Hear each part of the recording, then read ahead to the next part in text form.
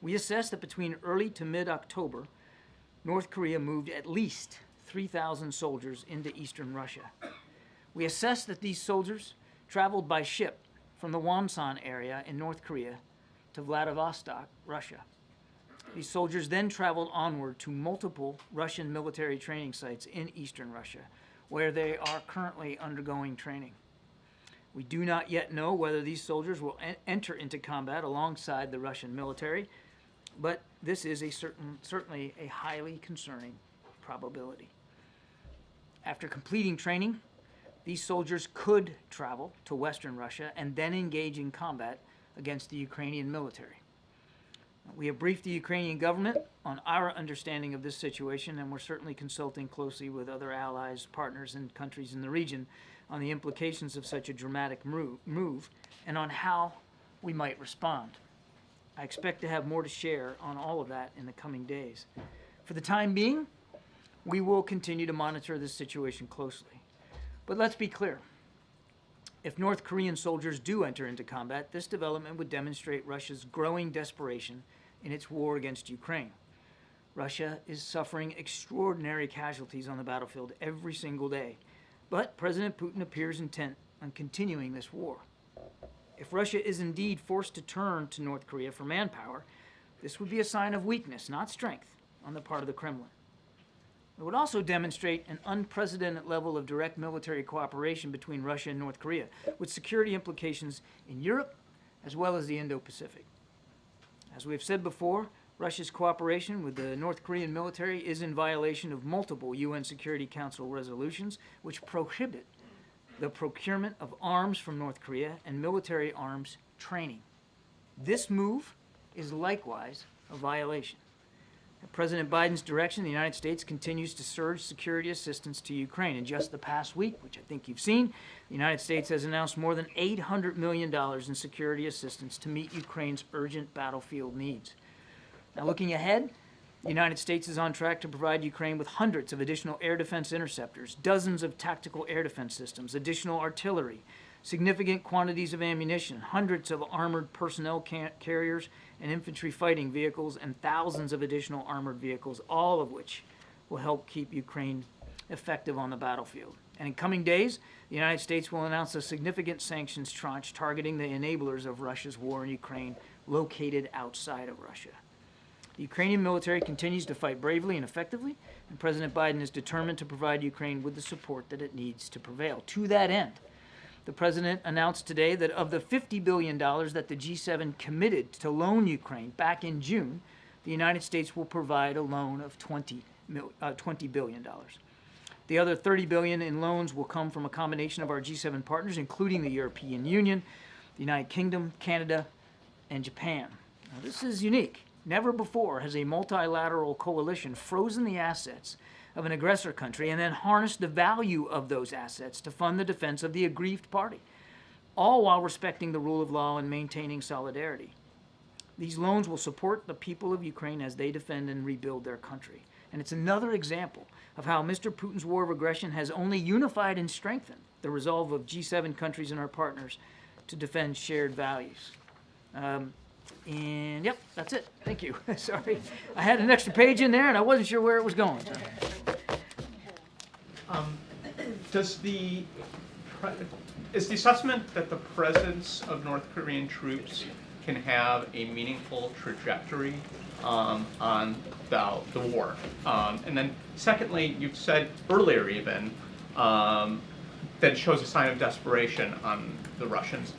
But does it also demonstrate North Korea's commitment to this burgeoning alliance with Russia? And is that in and of itself a broadening and discouraging concern for America? So on your first question, too soon to tell, Amr, what kind of an impact these troops can have on the battlefield, because we just don't know enough about what the intention is in terms of using them. So I think that's why I said at the top we're going to monitor this and watch it closely. To your second question, yeah, absolutely. As we've also said, yes, I've called this a sign of desperation and a sign of weakness. And it's not like Mr. Putin's being very honest with the Russian people about what he's doing here. I mean, Mr. Peskov, his spokesman just the other day, denied knowing anything about it. But we've also talked many, many times about the burgeoning and growing defense relationship between North Korea and Russia, and how reckless and dangerous we think that is, not only for the people of Ukraine, and clearly we'll watch to see what this development means for them, but also for the Indo-Pacific region. Thank you. With the U.S. diplomats in the region, Mr. Hochstein in Lebanon and the Secretary of State in Saudi Arabia now before Israel, do you believe there is a chance now for the ceasefire to be back on the table? And do you believe that with the demise of Mr. Sinwar and Hassan Nasrallah, you have better chances or worse chances for somebody to negotiate with? The ceasefire you're talking about, I'm assuming, is with Gaza.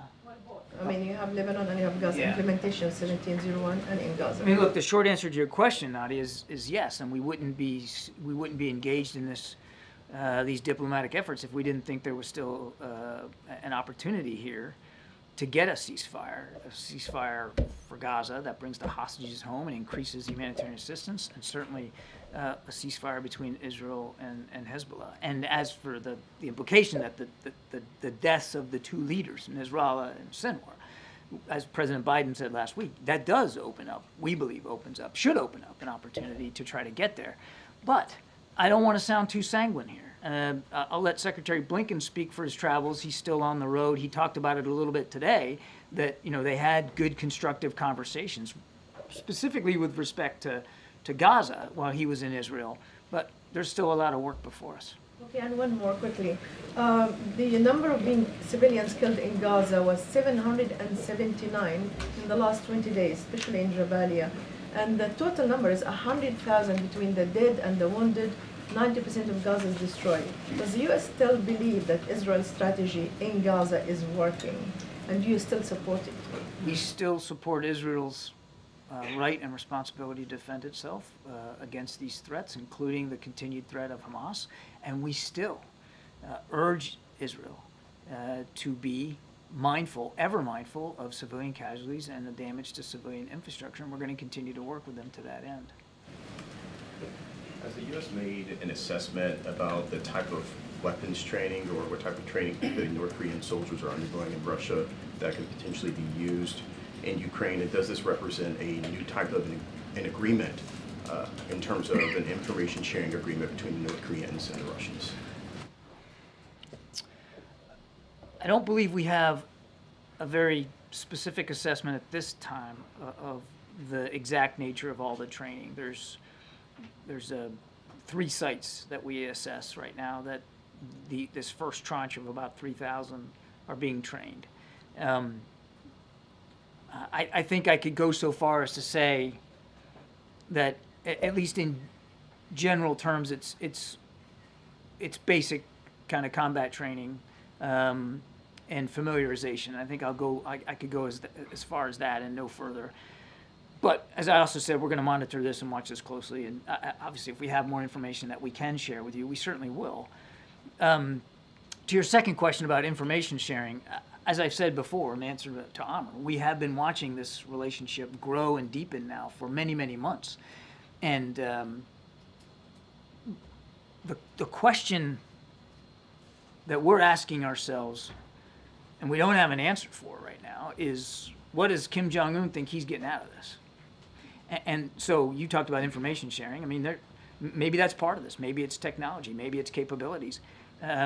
We don't have a good sense of that. But that's what's so concerning to us is not only the concern for the impact on the war in Ukraine, but the impact that this could have in the Indo-Pacific with Kim Jong-un benefiting to some degree. Can you talk about that just briefly? Like, how significant is this for the U.S. allies in the region and the U.S. as a whole? It could be significant. Again, we don't know enough right now. So when you say region, I think you mean Indo-Pacific. Until we have a better sense of what the North Koreans at least believe they're getting out of this, as opposed to what they actually get, it's hard to know and to put a metric on exactly what the impact is in the Indo-Pacific. But it is concerning. It's been concerning. Certainly this development, this willingness of Kim to literally put skin in the game here.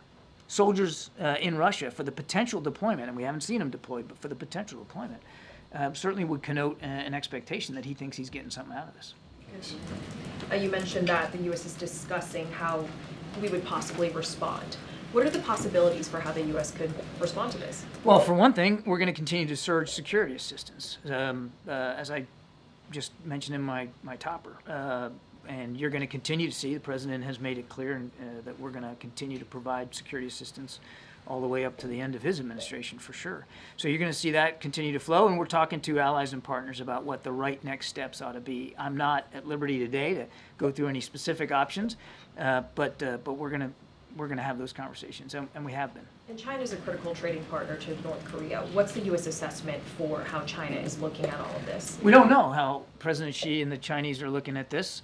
One would think that if you take their comments at face value about desiring stability and security in the region, particularly on the Korean Peninsula, one would think that they're also deeply concerned by this development. But you can expect that we'll be communicating with the Chinese about this, and certainly sharing our perspectives to the degree we can, and gleaning theirs. And local South Korean press is reporting that, according to intelligence, these troops, North Korean troops, lack understanding of modern warfare, such as drone attacks, and it's anticipated there will be a high number of casualties when deployed to the front lines. Too soon to know. I mean, we don't really know what they're going to be used for, where they're going to, if they're going to deploy, where they're going to deploy, and to what purpose. I can tell you one thing, though: if they do deploy to fight against Ukraine, they're fair game. They're fair targets, and the Ukrainian military will defend themselves against North Korean soldiers the same way they're defending themselves against Russian soldiers. And so the possibility that there could be dead and wounded North Korean soldiers fighting against Ukraine is absolutely real if they get deployed.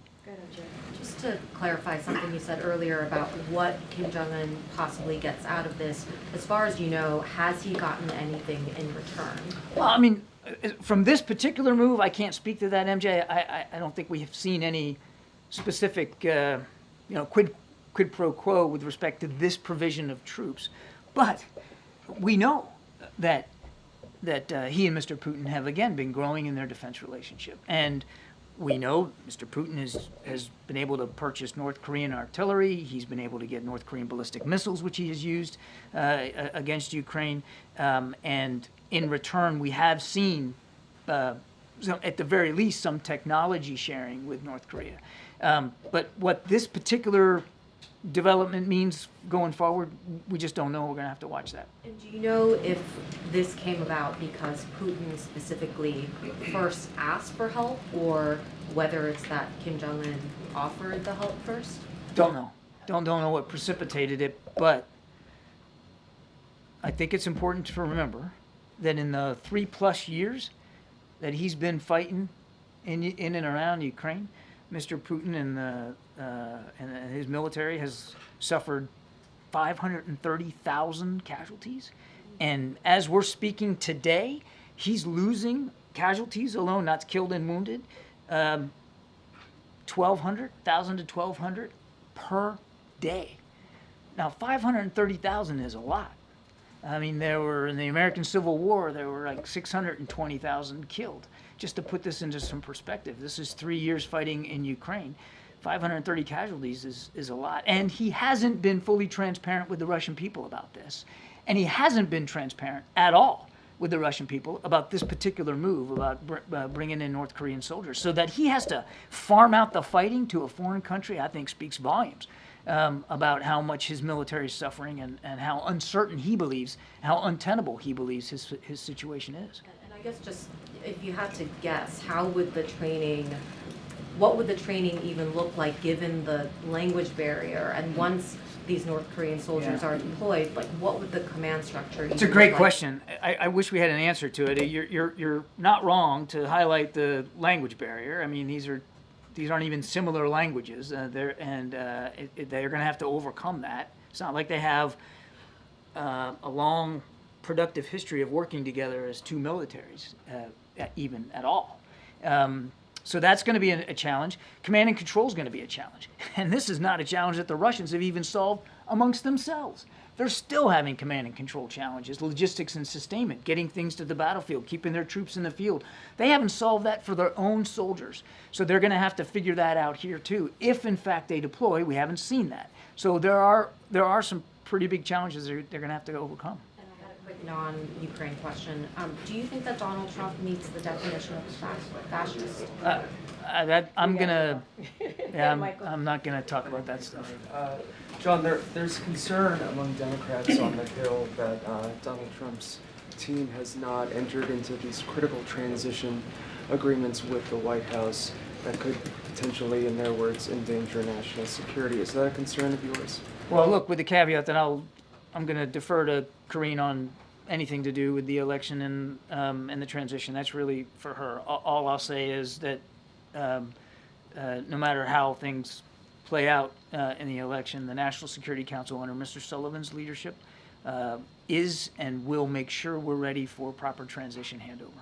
And there are intelligence officials who have warned that foreign adversaries might be looking to stoke violence in the next 13 days ahead of the election. I saw the DNI assessment, yeah.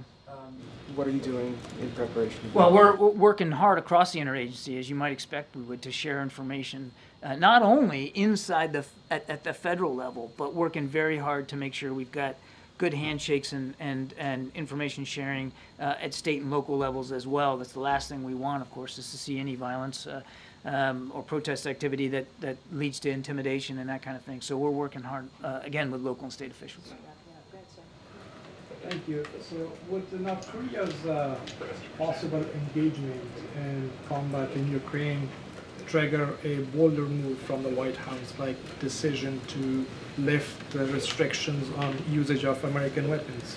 Yeah, again, number one, we're monitoring this closely, and that's where we are right now. I came and gave you a very honest assessment of exactly where we are, and we just don't know if these troops are going to be deployed against Ukraine in combat, and if so, where, when, and how. So, number one, we're monitoring this closely. I don't have any policy decisions or options to speak to today. I can tell you the last thing I'll say is that there's been no change to the president's policy when it comes to what we're providing Ukraine and how they're using it. Thank you, Frank. John, why not? Why not greenlight the long-range missiles for Ukraine's use, which is Zelensky's #1 ask, as you're sounding the alarm about what could have far-reaching implications if North Korean soldiers go into Ukraine? Well, for one thing, Jackie, we don't exactly know what these guys are going to do. What else could they be there for? We don't know what they're going to do. We don't know if they're going to deploy into combat or not. We don't know if they do and what strength. We certainly don't have a sense of what capability they might be able to bring to the field with them. Doesn't Now, this seem though like hang on now, a couple just years saying. ago they were staged? You had Russian troops staged on the Ukrainian border, and this administration was saying we don't know if they're going to go in. We don't want to impose any sanctions. We didn't do it ahead of time. No. Why is there not a consequence first? First of all, let's not rewrite history, Jackie. We were the first country to go out publicly and say, here's what we think the Russians are going to do. Here's the Do timeline. anything about it. That is not true, Jackie. There was no preemptive sanction. Nothing. Jackie, that is not true. It's true we didn't levy sanctions originally because we were hoping that the threat of sanctions might deter or dissuade Mr. Putin. You lay sanctions on before the man makes a decision, then he might as well just go ahead and do it. And we did levy sanctions on him. Heavy sanctions, not just us, but around the world. Number two, we mobilized support for Ukraine even before Mr. Putin decided to step across that line. And no country has done more than the United States to make sure Ukraine is ready. So Why not do something to prevent this from happening? Jackie, let me finish the second question, and then we'll get to your third one. So let's not rewrite history. The United States didn't sit idly by here. We've been Ukraine's staunchest and most prolific supporter in terms of security assistance. And as for the policy decision, the president remains, and we all remain, in direct contact with our Ukrainian counterparts. We're talking to them about what they need. As I said, we just announced $800 million more, and there'll be more coming in security assistance. I just don't have any policy changes to speak to today. Why would you not put a restriction on the type of target that can be hit, rather than the distance from a border that obviously Russia doesn't recognize, And you've got training happening with North Korean troops, I would assume, on the types of military installations that would be fair game if that decision was made. Again, That- we'll see what the Russians and North Koreans decide to do here. As I said earlier, if these North Korean soldiers decide to join the fight against Ukraine, they will become legitimate military targets. Jackie, we gotta go. Yeah, thank you. John, would you still describe the Israeli operation in Lebanon as targeted? I'm sorry. The Israeli strikes on Lebanon, would you still describe them as targeted? Again, I'm not going to get into scorecarding each and every strike that the Israelis take. I'll just say a couple of things. They have a right to defend themselves. There are legitimate threats that Hezbollah still poses to the Israeli people. I mean, rockets and missiles are still being fired at Israeli cities. So let's not forget what Hezbollah continues to be able to do.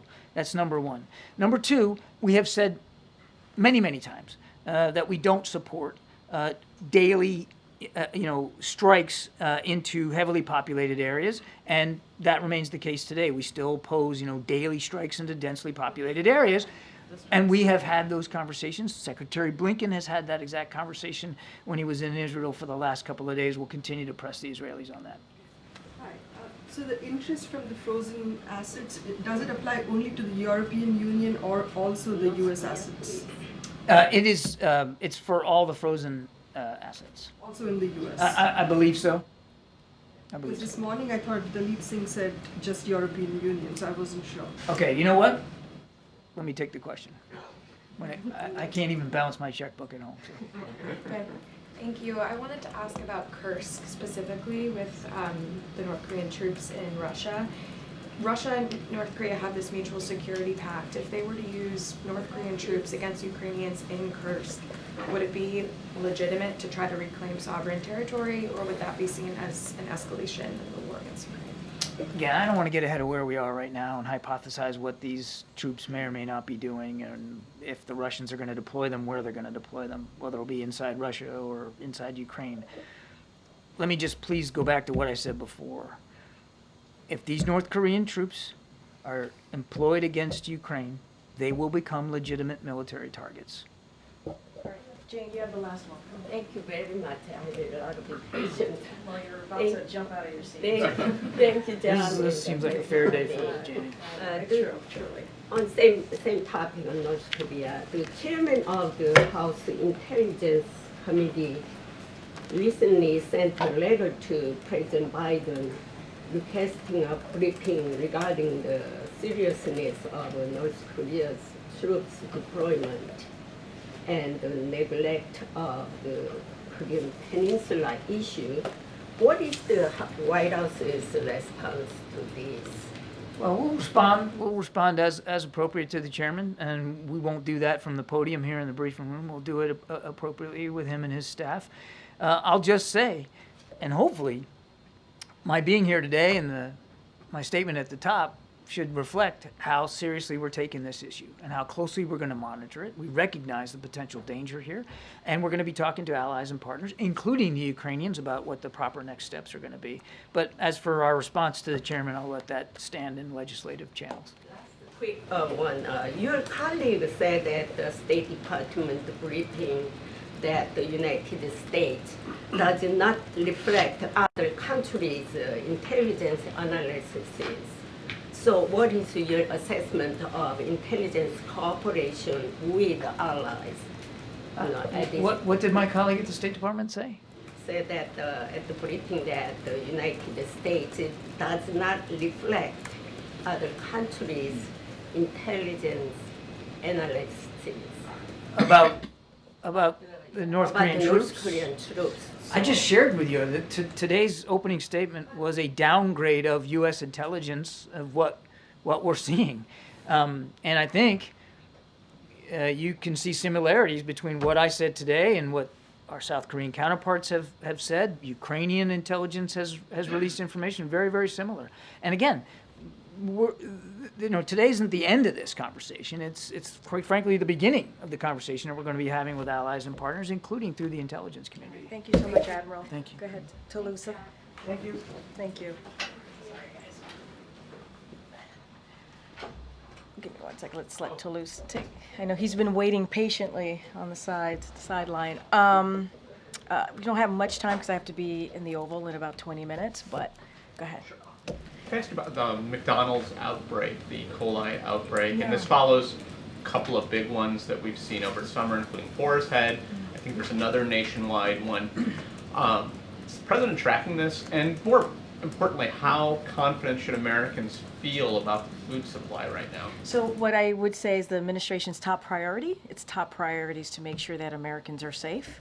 And so we are taking this very seriously. We're monitoring the situation. CDC, as it relates to McDonald's specifically, is working to determine the source of the outbreak as we speak, as you asked me about the E. coli outbreak. And so what I would suggest is that families, they need to and they must follow the latest CDC guidance. Obviously, we're aware. The president is also aware. And going back to this particular outbreak with McDonald's, I understand that the company has halted sales of product to protect customers, and CDC is certainly in touch with local authorities to prevent infection. So look, we're always concerned when we hear these types of situations, right? Outbreaks, and the president wants to make sure that the American people are safe. So it is certainly a priority for us, and CDC is on top of this and looking into it. And then just one more. Any reaction to Jill Stein asserting the U.S. and U.K. have blocked peace agreement between Russia and Ukraine? I've not seen those reporting. I'm not going to respond to a political candidate. It's a factual thing. I'm not even seeing the comments that Okay. you're mentioning to me, so I can't give you an honest response from here. So go ahead, MJ. Karine, what did the president mean when he said last night about Donald Trump, we gotta lock him up? So look, the president spoke about this very clearly as well in his statement, and he said he meant lock him out politically. Politically, lock him out. That's what he said, and that's what we have to do. That was the part of his quote that he said last night while he was in New Hampshire. Look, let's not forget, this is a president that has never shied away from being very clear and laying down what is at stake in this election. I'm going to be really mindful and not speaking about 2024 election. That's just less than 2 weeks away. But this is just speaking to what the president said last night. He made very clear yesterday that he was referring to defeating Donald Trump. That is what he was talking about. He said politically lock him out. That is what he was referring to. Well, he first said twice, lock him up. So you're saying when he said lock him up, he meant defeat Well, it's not Donald what Trump. I'm saying. It's what he said. He said to the audience. He right, exactly. He clarified himself. He wanted to make sure that things were put into context. He wanted to make sure that while not just New Hampshire folks that were there were going to see it, but also the Americans who are watching and pay attention to what the president is saying. He wanted to put it into context, and he himself, this is not me, this is the president himself going back to explain, to say that he was talking about politically locking him out. Is the president aware of John Kelly's assertion that Donald Trump meets the definition of a fascist, and that Trump wanted the kinds of generals Hitler had? I mean, look, you have heard from this president over and over again about the threats to democracy, and the president has spoken about that. You've heard from the former president himself saying that he is going to be a dictator on day one. This is him, not us. This is him. And it's not just us, the White House, saying this. You've heard it from officials, former officials that worked for the former president, say this as well. So, do we agree? I know that the vice president just spoke about this. Do we agree about that determination? Yes, we do. We do. Let's not forget, I will point you to January 6th. What we saw on January 6th. 2,000 people were told to go to the Capitol to undo a free and fair election by the former president. It was a dark, dark day in our democracy, and a dangerous one. We have people who died because of what happened on January 6th. And, we cannot forget that. We cannot forget that. And I will add this, that and I can't believe I even have to say this, but our nation's veterans are heroes. They are heroes. They're not losers or suckers, they are heroes. And to be praising Adolf Hitler is dangerous, and it's also disgusting. So just to be clear, when you said we do agree, President Biden believes that Donald Trump is a fascist. I mean, yes, we have said, he said himself. The former president has said he is going to be a dictator on day one. We cannot ignore that. We cannot. And we cannot ignore or forget what happened on January 6, 2021. That is real. Real people were affected by this. Law enforcement who were trying to protect the Capitol, protect elected officials in the Capitol, congressional members, senators, House members. Their lives were ruined because of that day. Because 2,000 people, again, 2,000 people were told by the former president to go there, to find the former vice president, to stop a free and fair election. That is what happened. Some of your colleagues were there, reported it, and saw it for yourselves. We cannot forget that. You talk about the context of the president's comments yesterday. I want to put them in the fuller context as well. That the president went to New Hampshire to make a policy argument against Republicans on the issue of prescription drugs, but the majority, more of his comments yesterday were really some of the most dire warnings we've heard from this president yet about a return to a Donald Trump presidency and what it would mean for this country. He talked about world leaders pulling him aside, saying he can't win. He talked about the concern, what it would mean for future generations of America.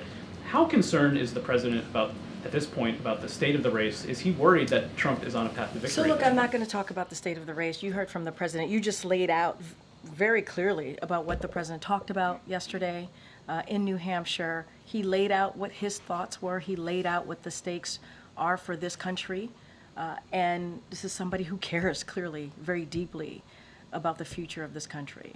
And so I'm not going to get into what he thinks about the race in this current moment. That is not something that I'm here to do. I am no longer a political pundit. I am the White House press secretary. I speak for the president, but obviously I cannot speak to the 2024 election. And you did talk about something else, right? Where you talked about what he went to do on the official side. And I would read you some quotes here, some headlines that we saw in New Hampshire today from the New Hampshire press, which I think is really important. Biden Sanders tout prescription drug cost savings at New Hampshire event. Another one, Biden and Bernie Sanders highlight lower prescription drug costs in New Hampshire stop. That is important. The president wanted to go to New Hampshire to talk about what he and the vice president have been able to do in more than 3.5 years. Lowering prescription drugs, beating Big Pharma. He talked about the Inflation Reduction Act. By the way, no Republican voted for that. Now it is popular with Democrats and Republicans, and this is something that is going to change people's lives. And so that's what he was there for. He talked about, let's not forget what they've been, other things they've been able to do, whether it's the bipartisan gun violence protection, being able to do that in a bipartisan way, and dealing with COVID, that put our economy in a downturn. And this president has been able to empowering the economy. And we are now leading as a country in the world when it comes to the economy. So I think he was able to do both things. I think he was able to speak his mind on the political, nature of where we are right now, which he spoke to. And I think people in New Hampshire got a sense of what the president is trying to do on behalf of them in talking about lowering costs. We saw that in the New Hampshire papers. So it broke through, and I think that's important. You were with the president last week in Germany when he Yes. says he had these conversations with world leaders expressing their dire concern about the election here. What has been his response to those world leaders about that? I'm not going to get into private diplomatic conversations, and I will just leave it there. I'll ask you, NBC News is reporting that the vice president's likely to spend election night here in Washington, perhaps at her alma mater of Howard University. Do we have an understanding yet of where the president will be and how he plans to vote? As soon as you all know, we certainly will share that with all of you. I will say is that the president is certainly looking forward to casting his ballot in Delaware. And so once we have the full information on what his day is going to look like, or what the last couple of days leading up to November 5th will look like, we certainly will share that with all of you. Okay. Since we're talking about scheduling, it is traditional for the president to hold a press conference. Oh boy, I knew that was coming. can't stop one. You weren't here for the drop by. Were you here for the drop by? Yes, I was. It was great. We'd It love was to see him great. again. Yeah. And you know what? He had a really good time. He enjoyed it.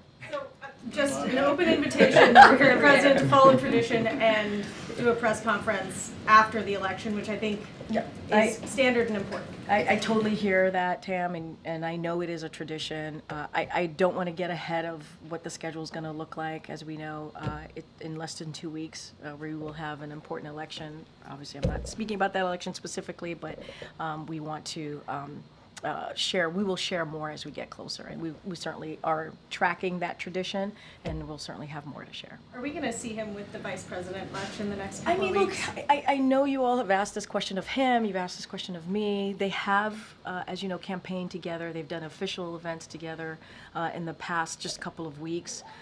They speak regularly, and I would say the president, you've heard the president just, tout how proud and how he thinks she will be a great leader on day one, which is, he also said in 2020, which is why he chose her as his running mate. And he has said as well, this was the best decision that he's made, and understands that she's going to cut her own path. Said this himself just last week when he was in Philadelphia. Don't have anything to share again on the schedule. I know this is all part of a scheduling question, and we certainly will have more to share as the days, as you know, I mean, one day is like an eternity in this space, as you know, and so less than 2 weeks feels like so far away. So we will have more to share for sure. I just want to follow up on MG's question. Yeah. So did the president actually read former Marine General Kelly's comments or listen to them, and do you know how he reacted after look, doing so? I mean, look, I just gave a really good, I think, a good sense of what the president has said about our reaction here. From the White House, the president is aware of John Kelly's comments, and I gave you a reaction as part of as the president's White House press secretary. And what I'm saying to you today is something that the president has said over and over and over again and repeated. And let's not forget the words that we have heard from the former president. And it matters here because we're talking about our democracy. We're talking about what's at stake here with our democracy. And when you have a former president saying that they will be a dictator on day one, that is something that we cannot forget. And so, the president has spoken about this and given speeches on this, and that's why I continue to point to January 6, 2021, because it's something that we cannot forget. A dark day on our democracy, because of what occurred. What occurred? Was the president surprised by any of the comments from Kelly? No, not at all. I mean, again, the president has made comments and has spoken about this over and over again, so no, I will say no. Go ahead. Thanks, Karine. Elon Musk has been, campaigning with former President Donald Trump, and he is offering $1 million to voters. I just was wondering, has the president expressed any concern to this interference by Elon Musk, and I don't know if he the administration maybe has any plans or has discussed maybe how to sort of maybe move forward with what Elon Musk is doing with the So $1 million. on this particular question, I'm going to have to refer you to the FEC. Just have to be. That one, that's a place that I'm going to have to refer you. I can't speak to it beyond that. But has the president mentioned it at all? He's Elon aware Musk, of or- it. He's aware of it, that I can tell you. I just can't speak to it beyond that. I have to refer you to the FEC. Okay, Jen. And you've taken questions today, and obviously throughout the presidency, President Biden has talked a lot about democratic institutions. I'm just curious if between now and Election Day, the president's going to speak sort of more broadly about the confidence in the votes being counted accurately. Well, the president's talked about this. He believes in our institution. He believes in this will be a free and fair election. He's talked about this. We have to give the American people, who some of them are voting right now, to make sure that they have the confidence in their vote and how important it is to cast their vote. I'm not going to go beyond that, but I think the president has been very clear about that. But you don't, so we talk about schedules or something, sort of like a big sort of, because he's done these types of addresses on issues like this before. So I'm just curious if this is a time that he No, would do that. I hear you, and I hear you're talking about the moment that we're in, and if the president's going to speak about it in a more formal way in remarks in a speech, I don't have anything to share with you. But he's been very clear about having the confidence in our institutions. And so I'll leave it there. Go ahead. Just want to ask you briefly about congressional outreach for the $10 billion that would be military aid. Has the White House started that process, reaching out to members of Congress to get their buy-in to kind of help expedite this process? I mean, we're in regular touch with congressional members about any type of initiative that we're trying to push through, especially if it involves Congress, obviously. I don't have anything to read out to you at this time, but we are in regular conversation about a myriad of things when it comes to legislation, things that we're trying to push forward again. Certainly that is important to the American people. I just don't have anything to share at this time. Just a quick 2024 question. You said the president's going to vote. It's a scheduling question. Yeah. Will he vote You guys are very into schedules today. Yeah, I know, into POTUS schedule. Early voting starts in Delaware, obviously, this week, and will he vote early before election day? As soon as we have something to share, I will certainly share that. I appreciate the effort here. The president, I could say for sure, the president is looking forward to casting his ballot. And when we have more to share about his schedule, I mean, the president can't not just go vote and not for you guys not to know, right? So you guys follow him wherever he is, which is good, which is a good thing. Go ahead. Thanks, Karine. The former president described the vice president as lazy as hell yesterday. She had a day when she was not on the campaign trail. I was going to give you an opportunity to respond to that. I would check the source. Pay real close attention to who's saying that. That's all I'll say. Okay, another question about the vice president's interview with NBC. She was asked about whether there should be any concessions on the issue of abortion and the situation. Wait, say that one more time? She was asked whether or not there should be concessions on the issue of abortion, the scenario being a potential divided government like we have now, whether or not she would be willing to offer concessions, things like religious freedom, on the issue of abortion. And I wanted to see. Meaning, like, once she's in office? Yes. Oh, look, I'm not going to get into hypotheticals. It's not. That is something that certainly, you know, when she is in office and becomes and all of the things happen. I'm not going to get into hypotheticals. She's going to make her own decisions and decide what's best for the American people. I can't speak to that at this time. Not going to get into hypotheticals. What you know and what you have seen from this president and this vice president is their commitment to continue to fight for women's rights and continue to call on Congress to reinstate Roe v. Wade, make sure that legislation is put out there, voted on, and so he would sign that, obviously, if that were to happen. And so that is what they both have asked for. That is what we've been saying during this administration. And she has been, obviously, a passionate fighter on that issue, understanding what this means to women, understanding what this means to people's rights and freedoms, and so has this president. And so that's what we're going to continue to see. You just heard us. I forget all the days come together recently. Talk about how we're expanding in the ACA for contraception, because understanding how important that is to women and families, or women and Americans who are trying to make decisions on their family or how to move forward, and they should have that right. And that freedom. And so, again, that action shows you the commitment and I hope the American people, from the Biden-Harris administration. What she's going to do next, how she's going to govern, that's not for me to say. Another question from the interview, she was asked whether or not sexism would come into play in this election. She said, I don't think of it that way. Obviously, the former president, Barack Obama, said that he did believe that sexism was coming into play in this election. What does the president think about that? I'll say this. Clearly, the vice president spoke to this, and this is her campaign, and she's going to say how she sees things. The president has always said, and will continue to say,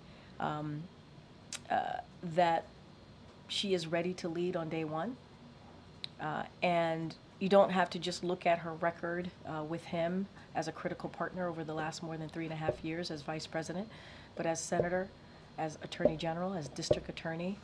She is someone that has always fought for Americans, fought for people, whether it is citizens in California or more broadly, obviously. And I think that's what the American people, I know that's what the American people want to see. They want to see a fighter. And that's what the president sees in her.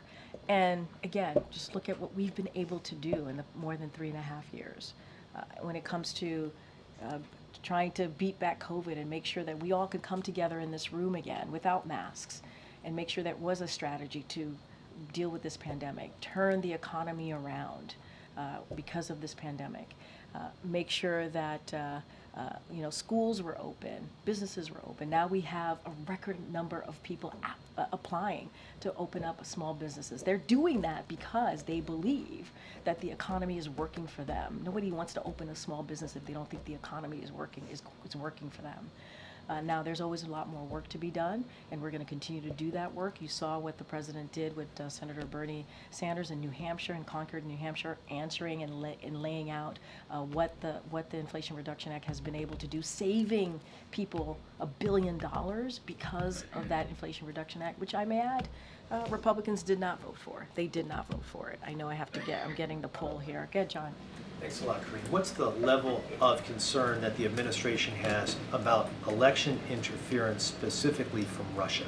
I mean, we spoke to that. We made an announcement on what we were seeing from Russia on election interference. We sent a very clear message on that just a couple of weeks ago. So obviously that is something that continues to be a concern. We will speak loud and clear about that, as we did just a couple of weeks ago. But we also want Americans to know that to trust the institution, and that's what the president is going to continue to say, and also continue to lay out the stakes, what's at stakes. Okay, thanks everybody. Hopefully see you on the road. Great.